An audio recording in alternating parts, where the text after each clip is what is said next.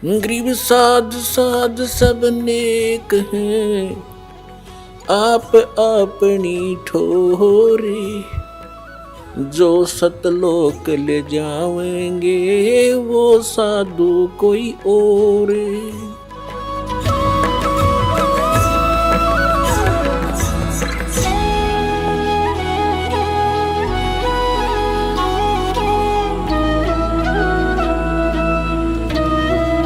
कुछ दिनों के बाद स्वामी रामानंद जी का एक शिष्य विवेकानंद कोई सत्संग कर रहा था, श्री विष्णु जी की कथा सुना रहा था। सैकड़ों श्रोता बैठे थे, परमात्मा भी जा बैठे वहां पर। उस दिन परमात्मा ने, जैसे वैष्णव परंपरा से दीक्षित व्यक्ति होते हैं, ऐसे एक लंबा सा तो तिलक लगाते, नाक पर कड़ पूरा, और एक कंठी माला पहन लेते हैं। तो वहां जाकर बैठ गए। वो सुना रहा था प्रवचन के ब्रह्मा जी की तो आयु है, विष्णु और शंकर अजरो अमर है, ऐसे ऐसे। तो परमात्मा ने प्रसन्न खड़ा होकर कहा कि स्वामी जी, मेरा एक शंका है, समाधान कीजिए। विवेकानंद जी ने कहा कि बच्चा बोलो, क्या शंका है? आप कहते हो कि ब्रह्मा विष्णु महेश अजरो अमर हैं, क्या इनके माता पिता भी हैं? कौन ब्रह्मा का पिता है, कौन विष्णु की माँ, शंकर का दादा कौन है, पंडित जी दे बता।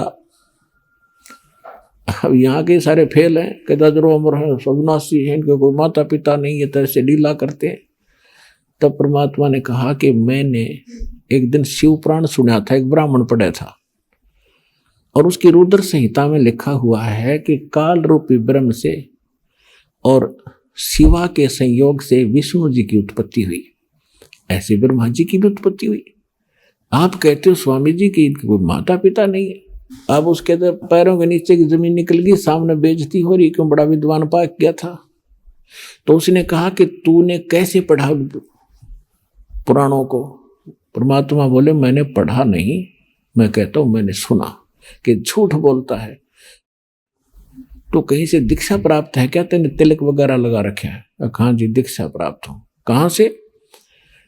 विवेकानंद ने पूछा, कहां से दीक्षा प्राप्त है? कि जहां से आप हो वहीं से मैं हूं। मैं हूं? आप कौन हैं, किस जाति से हैं? परमात्मा तो बोले नहीं, उससे पहले श्रोता ही कहने लगे कि नीरू का लड़का है, दानक का, जुल्हाई का।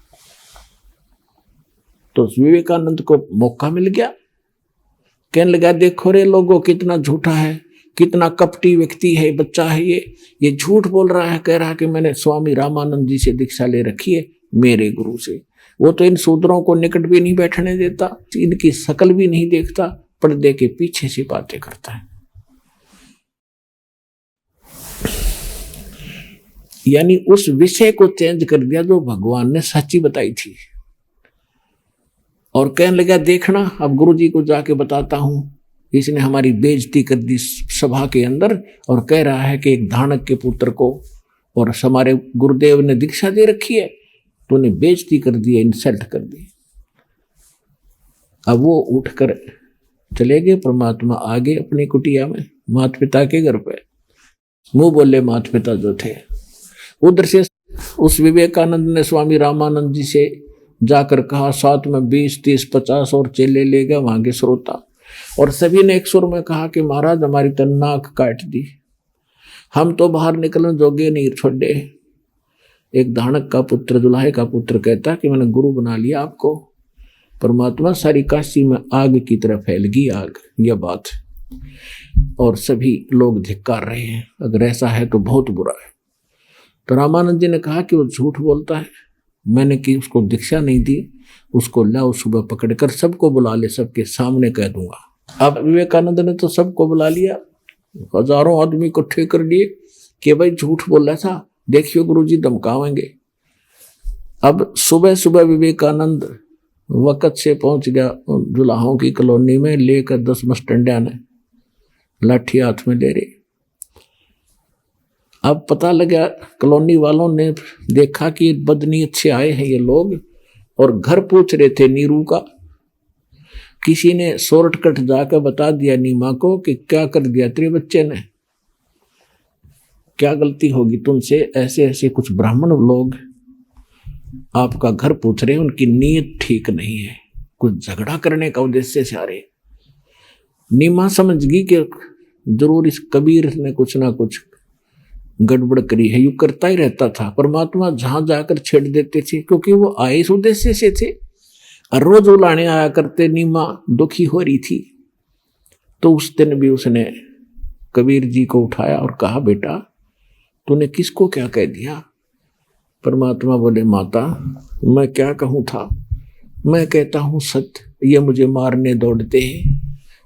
तो माँ ने कहा कि तू क्यों बोला करे बेटा, तू नहीं जानता है कसाई है और तुझे मार देंगे, मैं भी मर जाऊंगी बेटा, फिर हम कैसे जिएंगे। परमात्मा कहा करते, माता ये सब मेरे ही बच्चे हैं, ये मेरी बात को सुनते नहीं। तो माँ धमकाया करती कि तू दादा पा के गया, छोटा सा बालक ने कहा मेरे बच्चे हैं, चुप रहा करे, तू शरारत ना कराया करे। तो उस दिन जब जाकर माई ने पता लगा तो तुरंत उस झोपड़ी में गई जिसमें परमात्मा बालक रूप में सोए थे। उसको उठा के और खड़ा करके झोपड़ी के पीछे लिटा दिया, उसके ऊपर कपड़े डाल दिए, पुराने फटे पुराने घास डाल दिया। बेटा बोलना मत, कोई निकम्मा आदमी आ रहा है तुझे पीटने के लिए। उनको शक था शायद इसी कारण से आ रहे होंगे। उन्होंने आते पूछा कि तेरा बेटा कहाँ है, कहाँ वो कबीर। उसको स्वामी जी ने बुलाया, हम पकड़ कर ले जाएंगे। तो वो कहने लगे, जी क्या बात हुई, मेरे बेटे ने ऐसी क्या गलती कर दी, कुछ कारण तो बताओ। कहने लगे वहां पता चलेगा कारण का। अंदर घुस गए, माई ने बताया नहीं, अंदर घुस गए कुटिया में, उथल पुथल कर दी, डंडे के साथ चारपाइयों को उछल दिया, कपड़े कुपड़े उछलने लग गए। कहाँ है, जोर जोर से चिल्ला रहे थे। परमात्मा पीछे छुपा रखे थे। उन्होंने सोचा ये बुढ़िया ने घना दुखी करेंगे माँ बाप को। निकल के उन कपड़ों से बाहर और खड़ा होके कहने लगा कि ए विवेकानंद, झोपड़ी के पीछे बैठा हूं, आजा। वो एकदम भाग कर गए, देखा तो वो पकड़ दिया। अब माता ने सोचा मैं बचाऊं, अपने बच्चे का बचाव करूं। बच्चे की बांह पकड़ दी, लिपट गई, उसको डंडों से पीट पीट कर मूर्छित कर दिया। नीरू को पता चला तो भागा, वो आया आगे से चलकर, उसने भी पकड़ने की चेष्टा की, उसको भी मार पीट कर कंडम करके वो ले गए घसीट कर। रामानंद जी ने पर्दा लगा रखा था, अपनी झोपड़ी में आग गए, सामने कबीर साहब खड़े कर दिए, 5 वर्ष के बालक।